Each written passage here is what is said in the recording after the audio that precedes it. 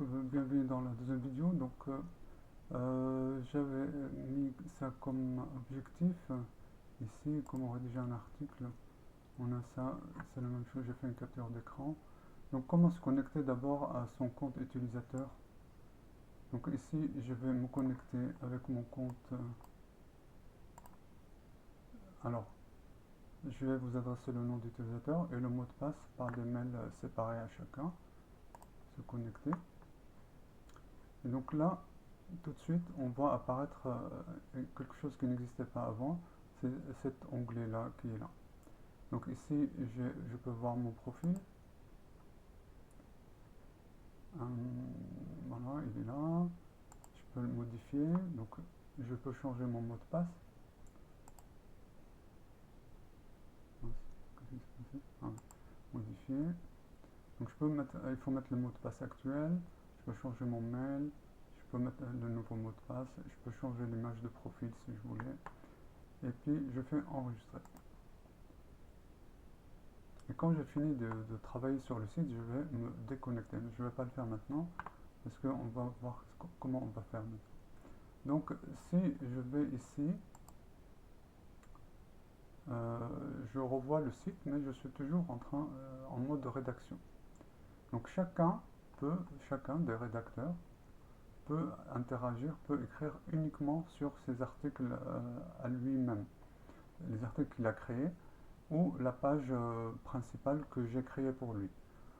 Alors, par exemple, je vais aller sur ma page principale, je vais aller sur Gérer, et ça c'est pour écrire ou pour modifier un article. On va sur Gérer, on va sur Contenu, et ici, on voit des articles que je peux modifier. Mon nom Nasser, il est en bleu. Donc par exemple, ça c'est ma page de base que j'ai créée pour chacun. Donc voilà, une petite présentation. Et ici, j'avais déjà écrit deux articles, mais bon, je vais refaire encore, parce que j'ai fait un essai ce matin, et j'ai refait encore des modifications, donc je refais une nouvelle vidéo, et je vais vous remontrer ça de nouveau. Euh, donc, ici, bah, je peux aller dans Contenu. Au lieu de cliquer sur l'article qui est là, je vais aller sur Modifier. Et là, j'ai l'article en mode modifiable. Donc c'est voilà. Je peux changer le titre, je peux changer la photo, je peux changer ce qui est écrit. Et puis surtout, après, ici, je vais faire une liste qui vont tendre vers d'autres articles et je vais vous montrer comment faire. Donc ça, je marque enregistrer, je ne vais pas modifier. Et disons, je vais créer un nouvel article. Ici, j'avais fait un article. Ah non, je vais faire un nouvel article. Donc je vais faire un article très simple. Ajouter, on va choisir article. Il ne faut pas choisir page de base. Donc on peut rajouter une image pour l'article, mais c'est pas obligé. On peut la mettre dans le corps du texte comme tout à l'heure. Mais il faut commencer à écrire le texte lui-même avant. Donc par exemple, chaque article doit avoir un titre. Donc je vais marquer ça, je sais pas, la fourchette, par exemple. Hop. Bon, après je vais écrire mon article.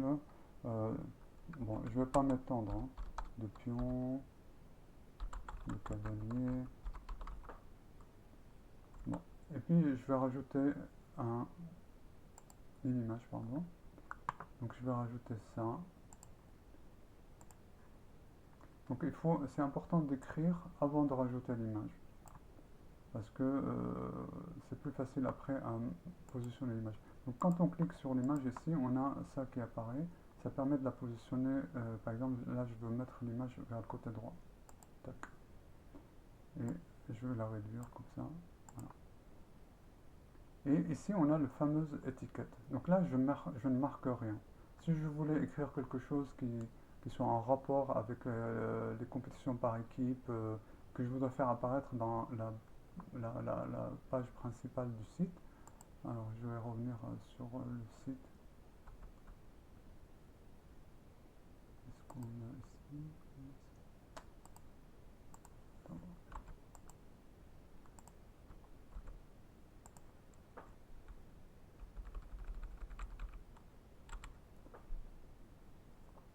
Donc si je veux que ça apparaisse ici en plein milieu de la page, il va falloir que je mette le mot complète. Voilà, complète. Donc il apparaît en dessous parce que je l'ai déjà utilisé, d'accord? Bon, je ne vais pas le mettre parce que sinon il va pas l'article va pas là où je ne veux pas. Donc là, ça y est, disons j'ai écrit mon article et je suis content. Je peux faire aperçu, mais je peux faire enregistrer. Et puis je vais aller voir mon article, la fourchette, il est là. Paf. Euh, on sait qu'il a écrit la date, l'heure, tout ça. Mais ce qu'il faut voir aussi, c'est ça. C'est l'adresse de l'article. Donc tous les articles vont avoir le mot node et ensuite slash et un chiffre. Donc ça c'est important à retenir.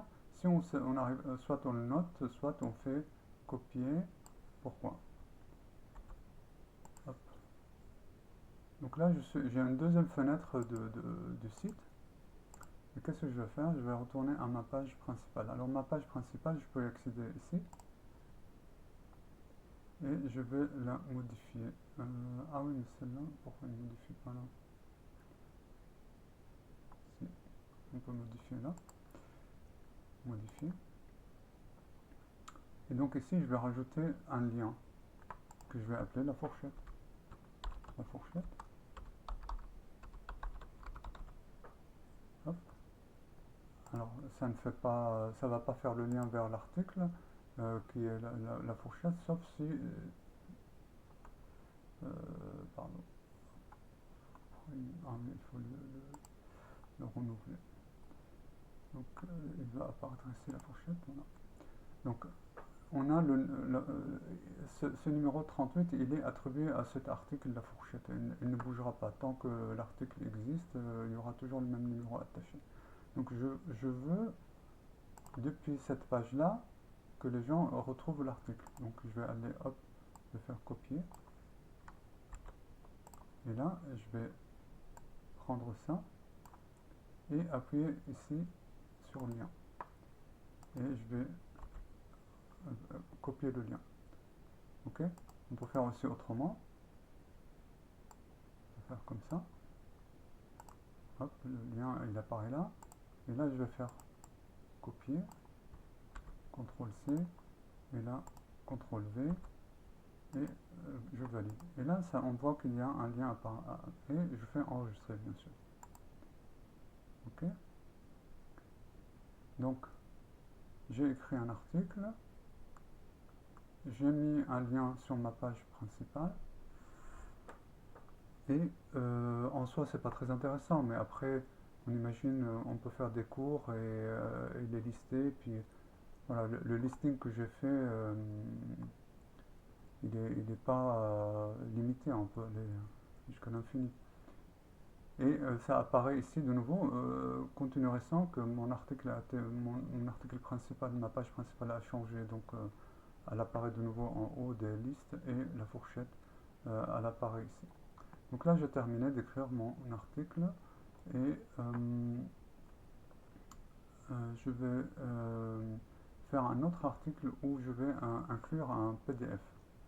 Donc je vais aller en contenu, sur contenu, pardon, et je vais ajouter du contenu. Et là, on peut voir, il y a article, page de base et PDF. Et là, je vais choisir PDF. Donc, comment je vais l'appeler? Je l'ai déjà fait, mais je le refais. Donc, j'appelle la notation et je vais marquer 2. Et ici, je peux mettre un résumé si je voulais, mais je ne suis pas obligé. Et ajouter un nouveau fichier. Donc, je choisis un PDF. Et c'était ça, le cours que j'avais déjà fait. Et voilà. Donc, maintenant, il apparaît.